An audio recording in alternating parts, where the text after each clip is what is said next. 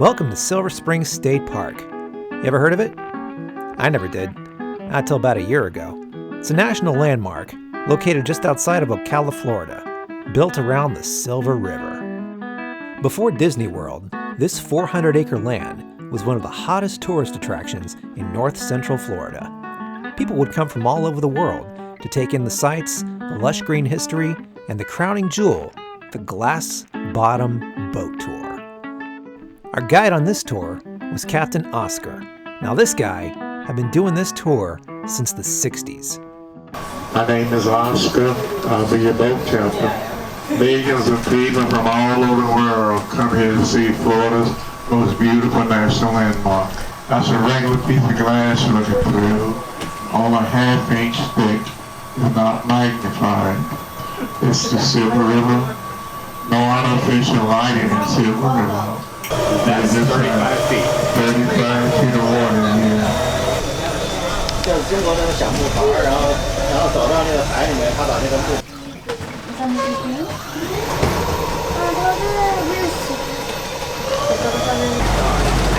feeling seasick. Oscar was very knowledgeable. He knew his stuff, telling us all about the underwater cave, 12 feet high and 80 feet deep, listing the various films that have been filmed here, including Creature from the Black Lagoon and the 007 classic Moonraker. Those statues right there were from the 1960s TV series I Spy. But the coolest part was the sunken canoe. That canoe has been in that exact same spot 400 years. Granted, all this information you can find on the website or a basic Google search. What you can't find was the conversation we got to have with Oscar after the tour was over. Remember one thing you guys used to do, I guess you can't do it anymore because it's not good for the fish, but the Red ball. red ball, yes. Everybody remember that? The fish football game. Yeah. I dropped a minnow in the water. That's where the most big catfish is. Yeah, I was Blue thinking. channel catfish. Yeah, they go at it. Catfish never lost a football game. It was like number one trash around during that time in Silver Spring. Yeah. I remember the aquarium over here. You got, oh man, you going way back. Yeah. You should walk, after you get off the boat, walk down the tour down on the water theater, see all the fish up by the glass. Yeah. And look from there to the beach over there. The beach used to be right over I there. remember never went swimming, but I remember the beach. Yeah, they told me I opened it back up again.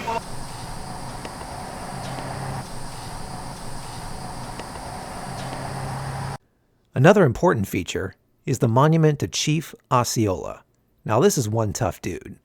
When the U.S. government was trying to move their way through Seminole lands, they presented him with a treaty.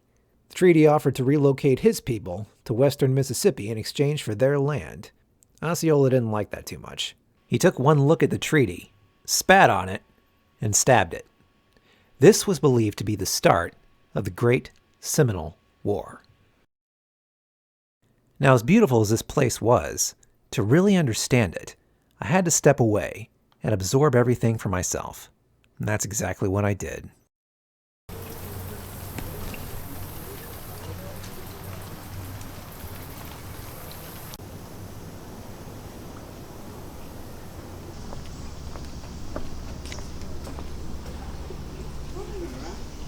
Can you sit down? Look how deep this is.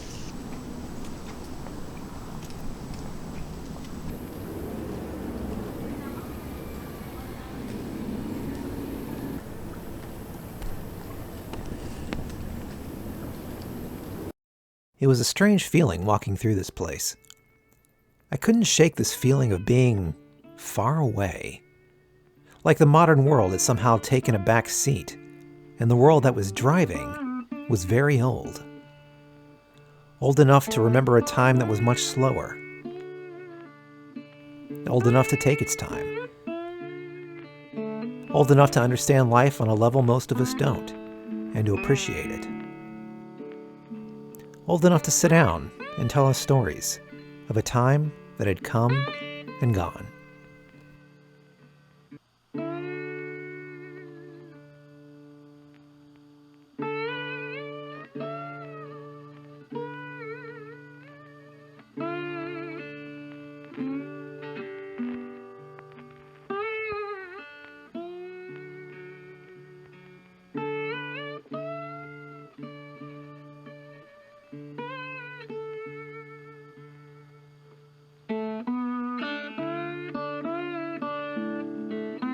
I once heard it said that a thing isn't beautiful because it lasts.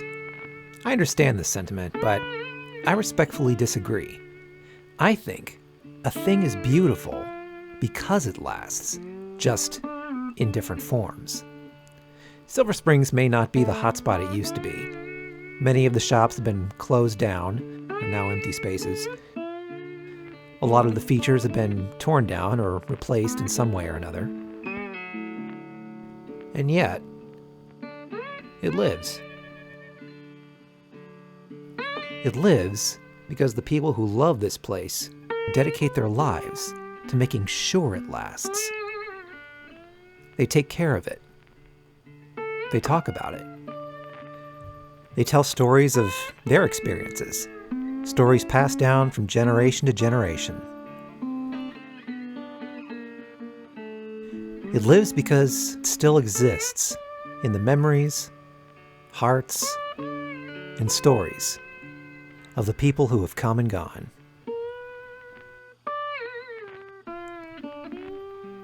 So maybe it's not that a thing isn't beautiful because it lasts.